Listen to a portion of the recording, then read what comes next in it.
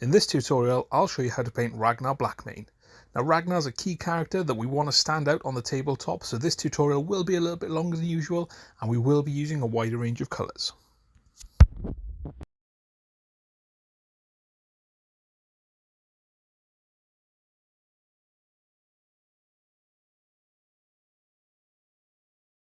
Let's get started with Ragnar. Now, the first thing to say, absolutely phenomenal model, goes together really well.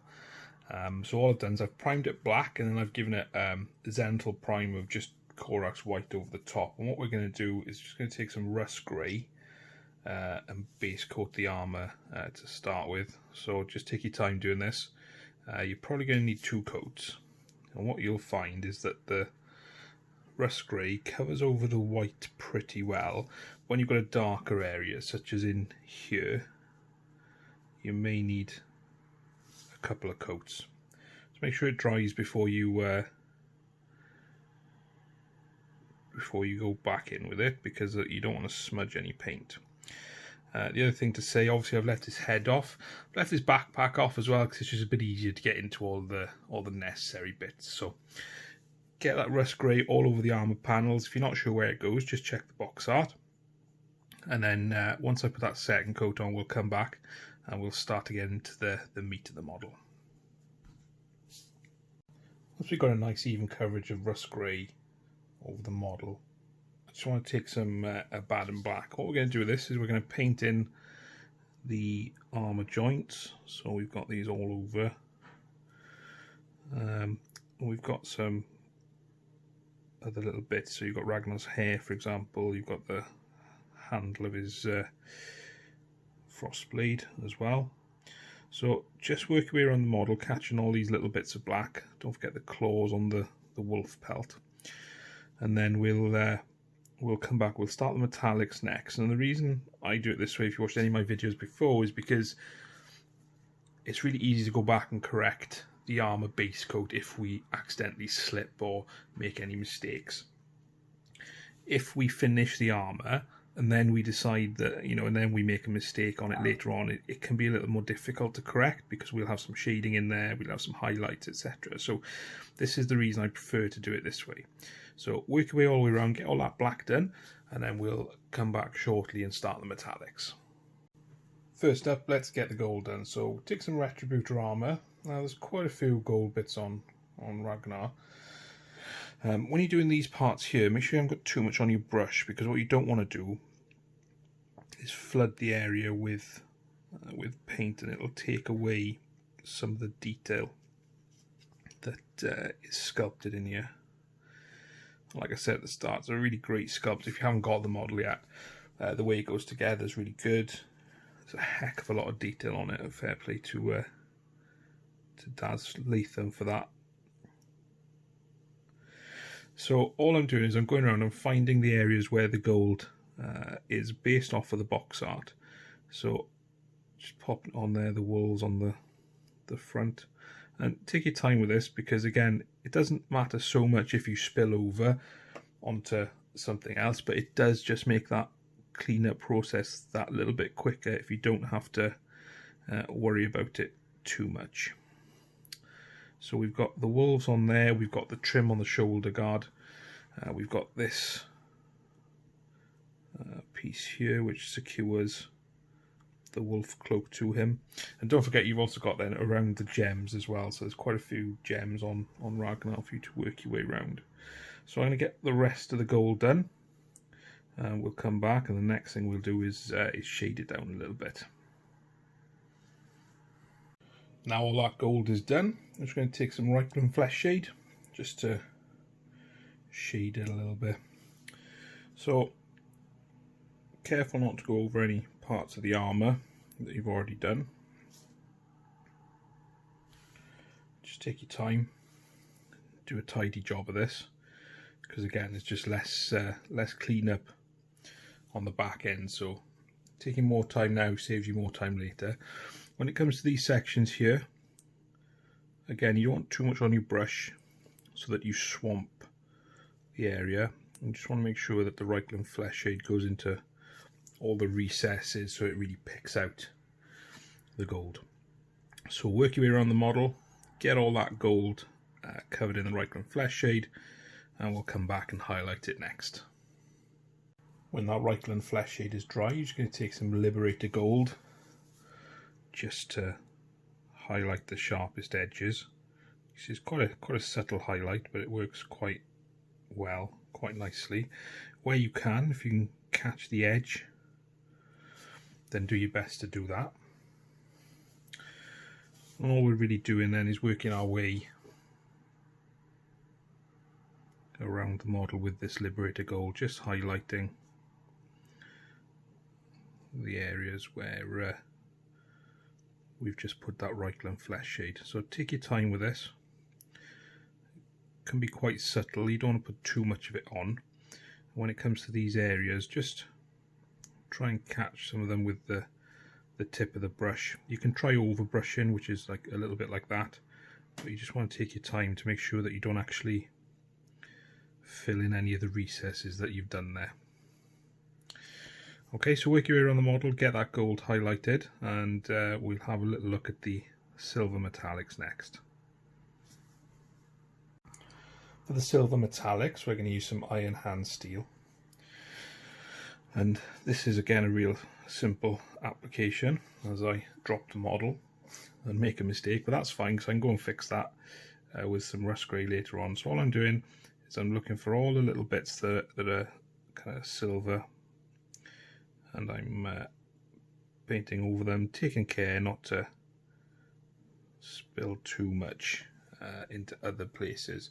So this is a real basic step that you probably don't need to watch me do too much. Just get the blades of the frost blade there. So I'm going to go away and finish up the rest of the silver. Again, if you're not sure what is going to be silver, then just check the box art. Make sure that you're painting the backpack, the head at the same time when we've got these colours out there. Okay, so I'm going to work my way around this. Hopefully you are too, and we'll come back in the next stage and shade it down. When the iron hand steel is dry, you're going to take some Nuln Oil, and we're just going to carefully apply it over everything that we've just done with the iron hand steel. So we're just covering all the metallics, silver metallics I should say. Don't cover your gold with this. So all the silver metallics with Nuln Oil, and then we're going to let that dry. So I'll finish the rest of this off cam, and then we'll come back and we'll highlight it all next. To highlight the silver metallics, I'm just going to take some chrome from Vallejo Model Air, which is a great colour. It's really bright metal, and even though it's from the Model Air range, so it's a little bit thinner, it does actually cover really well. So you can just see there it's catching all those elements. And the other thing we're going to do is on that gold, just on the sharpest edges, just going to pop a little bit of the chrome on there as well, and you can see there straight away it just makes that gold absolutely pop. And the reason we do that is because Ragnar's a heroic character, so we want to make him stand out on the background even more than the pose on the model already does. So just work your way around, highlighting any silver metallics that you come across, and then when we come back we'll start on the flowing cloak. Moving on to the cloak, we're just going to take some corn red, and we're going to use this on the underside. So make sure you've thinned it down a little. I love corn red, it's a nice rich red. You can see there as I'm moving out it's starting to thin a little.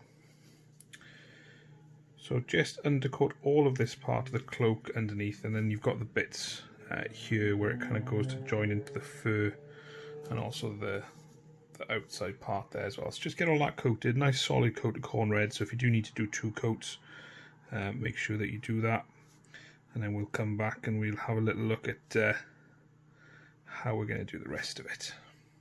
The other part I did with corn red is the sort of detailing on the belt. So what we want to do is highlight that up a little bit now, and I'm going to use a bit of Mephiston red for this. And all we're going to do is we're just going to look for the edge and just move the brush along the edge for the part that's kind of in the most bit of light. Just take our time with that, make sure we're happy with it. And that's starting to brighten up a little bit now. And then what we're going to do is have a look at the cape. So corn red is going to be the kind of the shadow colour. So what we're going to do is we're going to use Mephiston red as kind of like a highlight on here. So what we're going to do is thin it down a little bit, and then we're just going to use it a bit on those most raised areas.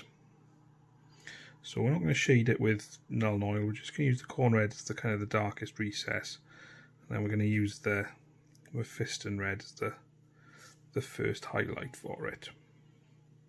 Nice and simple like that. So don't forget to do the underside, and we'll let that dry and we'll come back for another highlight. So you can see that Mephiston red has built a nice rich red. We just want to mute that a little bit, desaturate it a touch. So it's going to take some Wazdaka red and just use this along the kind of the sharpest edges.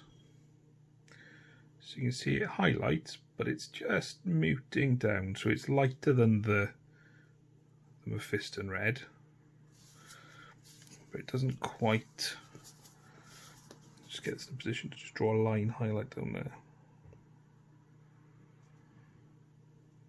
So it's lighter, but it doesn't have that rich colour to it, and I think that's important for this cloak, because if we'd gone for something like Evil Sunz Scarlet, we kind of run the risk of making this a bright red cloak when it's not actually a bright red in how it looks. So I'm just going to work my way around this and just put some little line highlights in, make sure I'm kind of catching these edges here, and then we'll come back and just probably put one more highlight on it, and we'll move on to the wolf fur next. Really like the colour that we're kind of developing on the cloak here. You can see it really accentuates the model, really adds to it a little bit. So the last little bit of colour we're going to add is a little bit of squig orange. When I say a little bit of squig orange, it really is going to be minimal. So just a little kind of highlight in there, along the edge there, just inside some of the other highlights. Again, it's just a bit awkward to show you this because it's not the most comfortable position to paint in, but it gives us that little bit of an edge there. And that's what we want to do. We want to just get a little bit of an edge with that squig orange here as well, and just returning just like that.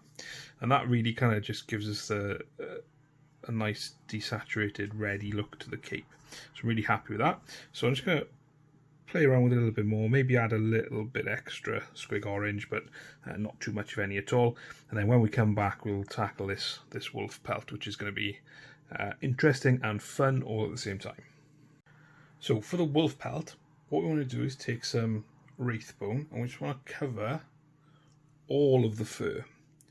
So you can paint with the fur, make sure you get it in the gaps.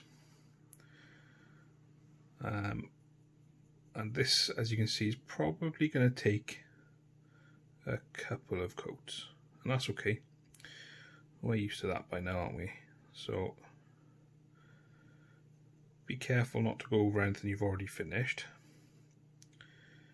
And the other thing to do as well whilst doing that is make sure you paint the underside.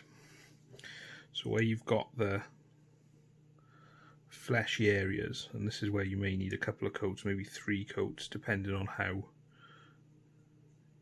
your particular pot of Wraithbone goes on. And I want to get that covered as well, as far up as we can see it. So you kind of get the idea.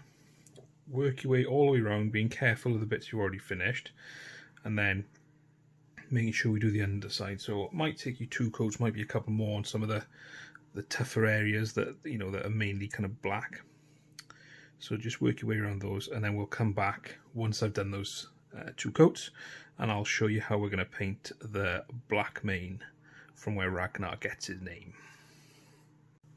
Once that Wraithbone is dry, what we're going to do is we're going to take some Black Templar contrast paint, and we're going to paint this all over that wraith bone.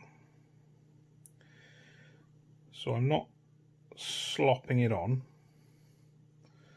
I'm just painting it as though I was painting, normally. And what I'm going to do is just work my way all the way around the fur, and be very careful then when I get to areas I've already painted, or the underneath, for example, where we've got the flesh. So I'm just going to finish this up. We can do all of it, we can do the head as well around the front, and then what we want to do is we want to let that dry, and then once it's dry we'll come back and I'll show you how we can get some different tones in there and how we can start to replicate the box art a little better. When that Black Templar is dry, we're going to start to build in some of the highlighting and different tones. So I'm using a really small makeup brush here, and what I'm doing is I'm just using some Dawnstone to dry brush all over that Black Templar. Particular focus on the kind of the raised areas and the head, especially around the muzzle. If you look at the box art, you can see that there's a little bit of lighter colour around there. And what we're trying to do is build that up ourselves. So just use that Dawnstone all over the raised areas, and then we'll get that done, and we'll come back for the next little bit of dry brushing. Next up, we'll just take some Karak Stone, and again we're going to dry brush, but we're going to keep this towards the kind of the outside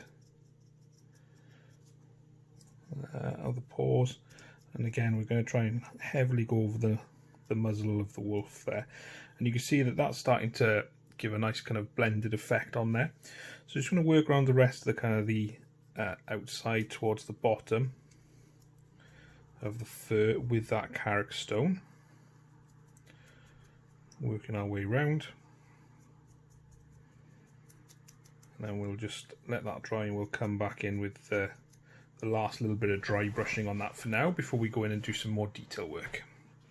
The last little bit we're going to do is some flayed one flesh, and this is going to be right on the kind of the outside.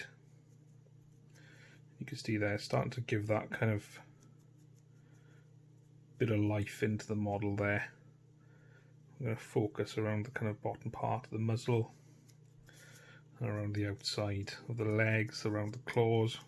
Yeah, we're going to have to go in and reinstate some of that with the black, but I'm pretty happy with that so far. So there we are, that's Ragnar's mane done for now. We may go in and just brighten it a little bit, but what we want to do is we want to go back to that muzzle and the muzzle, and focus on that just to kind of bring out some of the detail that's been sculpted in there.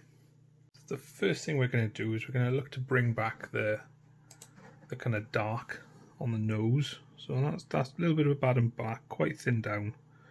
I'm just going to run it over the top section there, and just around the shape of the nose there, like that. That gives us quite a nice effect there. Maybe we want to just darken around some of the features on the wolf.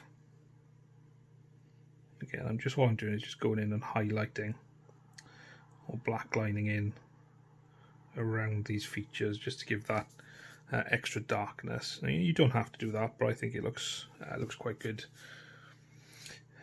if you do. So there we go, that's the darkness brought back in, and we'll just go in and we'll highlight that next, those features a little bit next.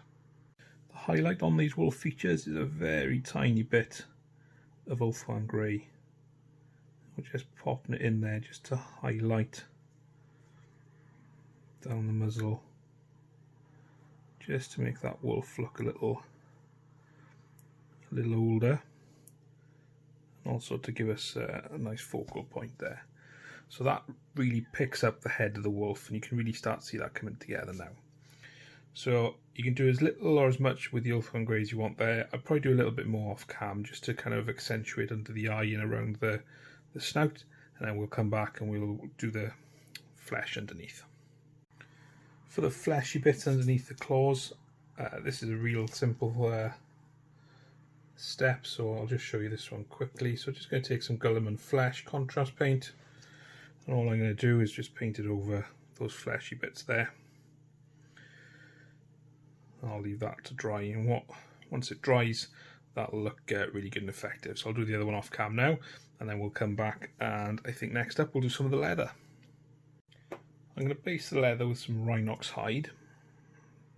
So you don't want to put too much on your brush, and you want to make sure that when you're painting over it that you don't actually gloop all over some of the detail that's on the leather. So you got that nice design on the pistol holder. In terms of the leather, I'm going to paint like this. So I've got those pots there. Packs. All over the shop. So you guys don't know what's wrong with me. We've got some leather strapping here. Just going to take our time painting that in. In terms of the rest of the model, we've got a little sack in there. And anywhere you find these little straps attaching everything, just give them that Rhinox hide. And once you've finished that, we'll come back and we'll have a look at highlighting it all next. First highlight for the leather is a little bit of Doom Bull Brown. Now what you can do with this is you can just get a little bit on your brush, and then you can pull it along the shape of the model to get a really nice sharp highlight, just like that. So try and do that as far as you can, just along there and along the bottom, and that gives you a nice highlight. What might be a bit more complicated is just to highlight around this design. So all I'm going to do is just follow around it with the Doom Bull Brown. And I'm using the point of the brush to just help my accuracy in those strokes. That's coming out quite nice. And you do the same on this pack here and all the leather that you've got on the model. So I'm just going to finish that off cam, and then we'll come back and pop the last little highlight on the leather. And then the last colour for highlighting the leather is just a little bit of Scrag Brown. I'm just going to pop this towards the edges of the leather. And again, very similar to what I did last time. I'm using the sharp point of the brush just to help accentuate this design. So do that for all the bits of leather that you've got on Ragnar, and then when we come back, we're making some fairly decent progress now. So I think when we come back, we'll have a look at doing all the runes and the teeth next. First up, we're going to base all the teeth with some Zandri dust. So as ever, take your time with this.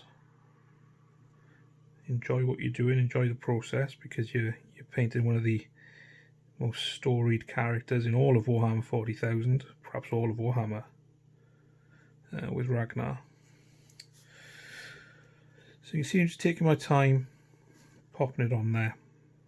So you don't need to see me do too much of this. Just make sure you get all the teeth. So look around the model, because there's some hidden in different places. And then when we come back, we will have a little go at highlighting them. To highlight the teeth, we're going to use some Wraithbone. So I'll just show you here on this one how I'm going to do it. Just going to draw some lines down the teeth, just to kind of accentuate the design and highlight them a little bit. So there you go, just work your way around all the teeth, giving them that little highlight. If they're too bright or not bright enough, then you can obviously go lighter, or you can give them a little wash to darken them down a little bit. But for me, this gives me the effect I'm looking for on the teeth. So we have finished them all up, and then we'll do the runes next. For the runes, very similar. Just take some Administratum Grey, really easy, and just paint that all over the runes. Making sure you don't flood it on in terms of the amount of paint you put on there, but just put enough on there to kind of cover over rather the shape. Now if you need to go back and put a second coat on, then do so. Just work your way around, make sure you get them all in. And they're all done and covered with that Administratum Grey. A little bit of Nuln Oil, not too much that we flood them, but just pop it on there just to kind of help accentuate the design. And if you do put too much on, like I've just done there, just clean your brush off and just move it back over to take up some of that excess paint. Okay, so work your way around, get all these runes done. Again, remember not to flood the model, and then we'll come back and we'll give them a little highlight. We want to highlight just the sharpest edges of these runes with a little bit of white scar, which is quite bright, but just helps that light reflect off a hard surface, like a little bit of stone, just like that. So work your way around the runes getting that done. The other thing I'm going to do while I've got this white scar on the palette is I'm going to paint all these gems. A little too much on my brush there. I'm going to paint all the gems. So it may need 2 coats, don't put it on too thick, but I want to paint all the gems with the white scar. Things are starting to come together quite nicely with Ragnar now. So let's have a look at the Frostblade. So we're going to use Avalan Sunset for this. Now we're going to need 2 coats to take out that kind of greeny effect that the under colour is giving us. We want to just be careful not to go over anything we've already finished at this point. So just work your way around both sides. We've got this end, that end. See, I've overspilt a little onto the blade there, so I'm just going to wipe that off. Let it dry fully, and then you can always go back in and add a second coat of it. Let's just take your time. And like I said, we're getting towards the end now, so we should be getting pretty excited about how Ragnar's looking. Pretty excited about doing the armour, because that's what's going to really set off this model. And don't worry, I'll also show you how to do the face towards the end of this video as well. Let's just do a little bit of work on Frostfang. So I'm going to take some Iyanden yellow contrast paint. I'll take most of it off my brush. I'm going to start about halfway up, and I'm just going to brush it down towards the hilt. And do the same on this side. So I'll start about halfway up and then brush down towards the hilt. And then what I'm going to do is just let that dry and just kind of look to take that last quarter with some more Iyanden yellow. So I'll let that dry, and then we'll come back and highlight it up.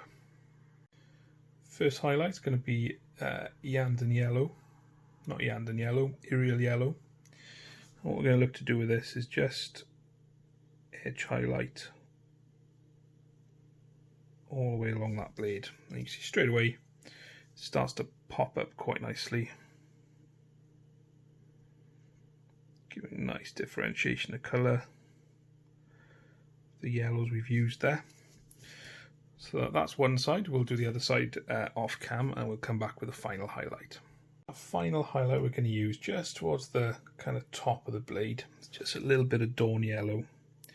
So we'll do exactly the same thing again, where we're looking to just catch that edge, just like that. And that gives you a nice bit of yellow gradient on there, easily done. Do the same on the other side, just on the bit that's facing up. That's what's going to get the most light.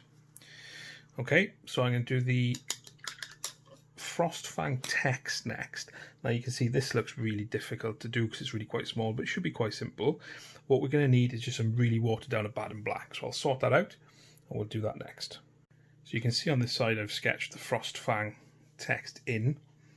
So I'm going to try and show you on camera now how I've done that. So like I said, you just need some very watered down Abaddon black paint. You also need a really good tip on your brush. Now, I'm using a size 1 Winsor & Newton for this. So you might think a size 1 is too big, but it's all about the tip. What I'm going to try and do is do all the bits that are straight lines first. And with that watered down Abaddon Black, what you find is that it should run into those recesses a bit. Now, this is one of those times where you've got to be super patient, but the result is really worth it. So you can see I'm trying not to move the model too much. I'm trying to let the point of the brush do all the work. If you do a little bit too much, like I've just done there, then that's a real simple fix, just with some Avalon Sunset after you're finished. So this is quite difficult for me doing on cam because I'm holding it, so I'm going to finish the rest of it off cam, but you get the idea. I'm just going to tidy up some of those bits with some Avalon Sunset, and then we'll come back, we'll move on to the next stage. So there we are, we've got the Frostfang text in there. If you want to highlight around it, you can. So next up, we'll do the gems, I think, and we're going to do this with some Blood Angels Red contrast paint. And all we're going to do is very carefully just work it over the white scar we painted earlier, just like that. See, that gives us a really nice shiny gem, and the kind of satin finish from the contrast paint will work really well. So just go over all the gems with the Blood Angels Red, and we'll come back and we'll probably give them a little highlight. And once that Blood Angels Red's dry, all we're going to do is going to take a little bit of white scar. We're just going to line in towards the kind of the center there, just to give a little glint on the gems. So you can take your time, work your way around the model. You don't have to do this, but I just think it adds that little bit of extra bounce. And of course, if you make a mistake and you're not happy, really easy to just go back over it with Blood Angels Red. So I'm going to go back around the rest of the model, make sure I'm happy with everything. And then looking at it, we'll do the black highlight next. So we've got the claws, the little pieces, and of course Ragnar's hair. And then we're pretty much done and ready to do the armour. So for the black highlights on Ragnar, I'm going to use some Mechanica Standard Grey. And where we can, we're going to do that old faithful, where we're just going to rely on the shape of the model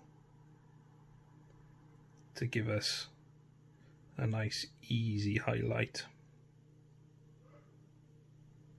So just take your time with this.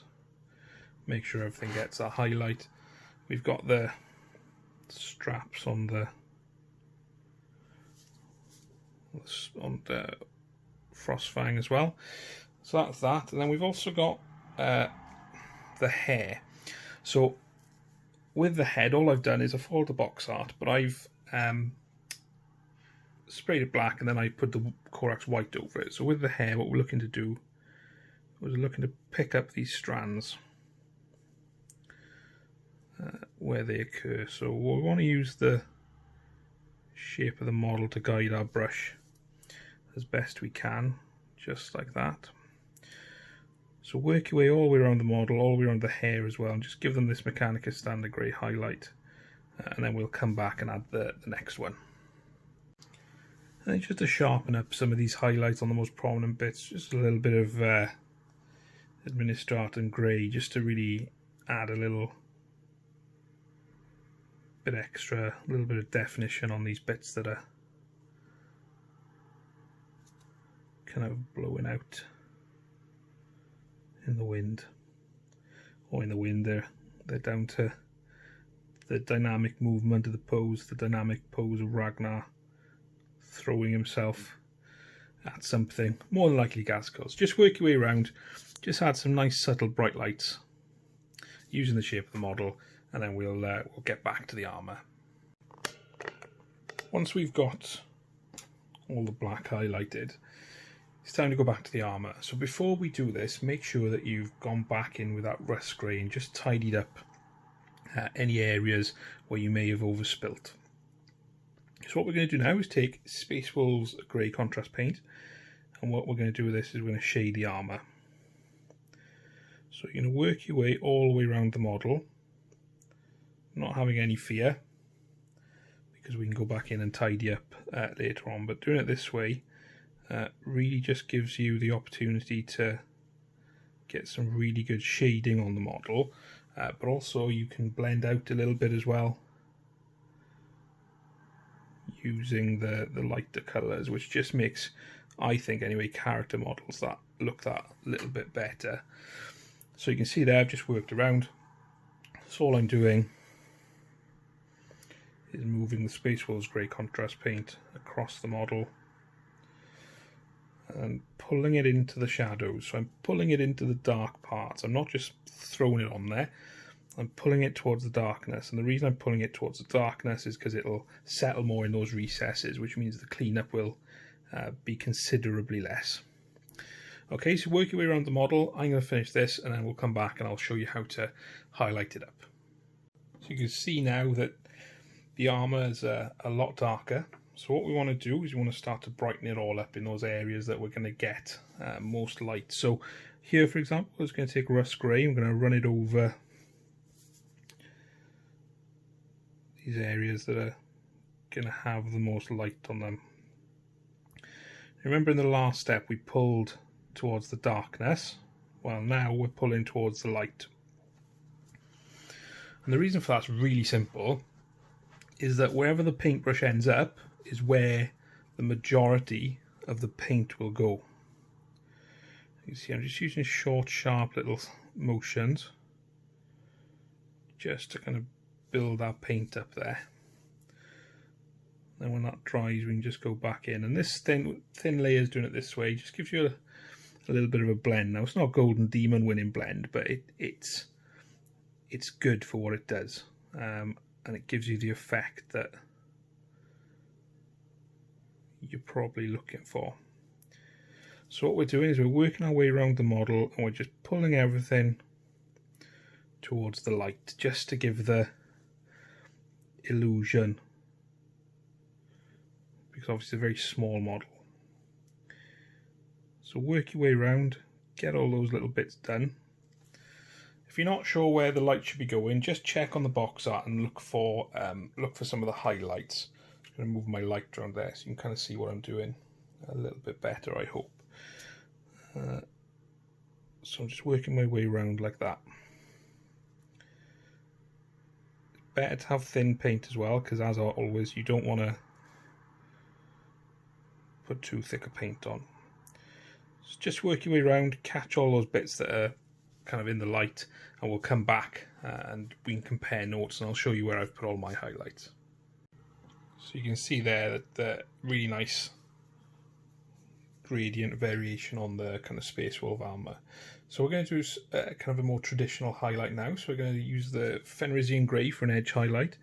Now where we can, we're going to use the shape of the model, just like that, to get a nice sharp highlight. And then all we're going to do is those areas where we kind of pull the light towards. We're just going to drop some highlights in there. Take your time doing this. This is the bit that is kind of the money shot bit, where this is what makes the armour really, really pop. So you don't want to rush it, you want to take your time, you want to enjoy this process. And we're probably going to add a little kind of spot highlight on there afterwards as well. So I'll leave you to go and do all your edge highlighting with the Fenrisian Grey, and we'll come back and we'll see how the armour's looking. Last highlight for the armour is just really for those sharpest pieces. It's just a little bit of blue horror. So it's just going to sit there catching the light. Same here on the foot. The corner here, and with the blue horror you just want to be really, really sparing with it, just catching the sharpest edges of armour. This will give it give the model that kind of pop when we pull it all together. Now I've not done any battle damage on Ragnar. If you wanted to do battle damage, again it's your model, it's absolutely fine to do battle damage. The way I'd recommend you do it is maybe some nicks with Rhinox hide and then just pull a little bit of blue horror underneath. just to accentuate and highlight that battle damage. So I'm going to finish off with Blue Horror off screen. That's all the armour, the body done. I'll show you how to do the face next. So for Ragnar's face, we're going to base it with Kislev flesh. And we're going to use a couple of thin layers for this.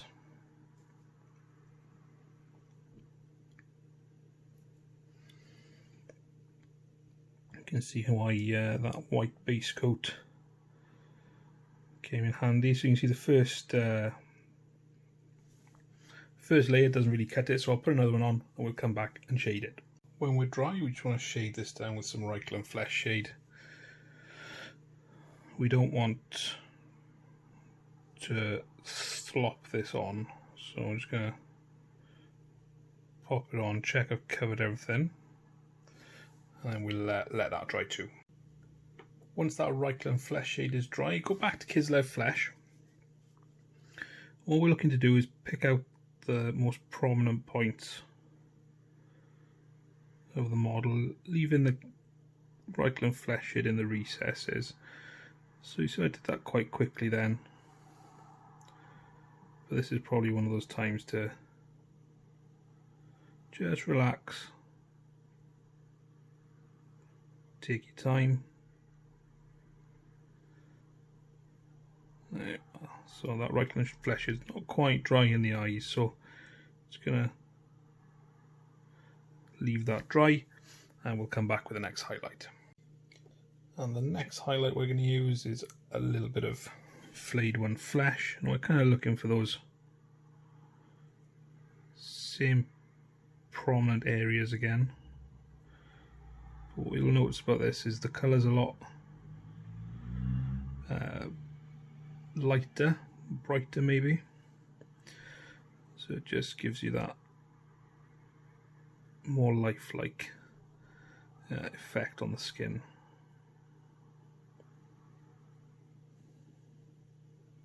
So that's looking pretty good. I might wait for it to dry up a little bit more off cam in the deepest recesses there, because I'm probably rushing myself a little bit. We'll come back and see where we are, but I'm pretty happy with where we're looking at the moment. So Ragnar's face is looking pretty good. So we've got the teeth to paint, so let's take a bit of white scar to paint those. Probably a little too thin.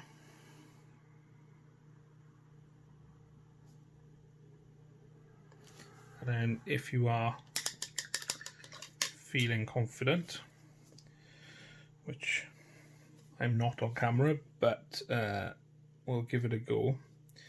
You just want to get a little bit of white scar and just look at those eyes. Just pop it in over where the eyeball is. It's usually the darkest part of the eye. I'll let that dry and we'll do the eyeballs next. So for the eyeballs, let's water down some Baden Black. Just looking to move in and just touch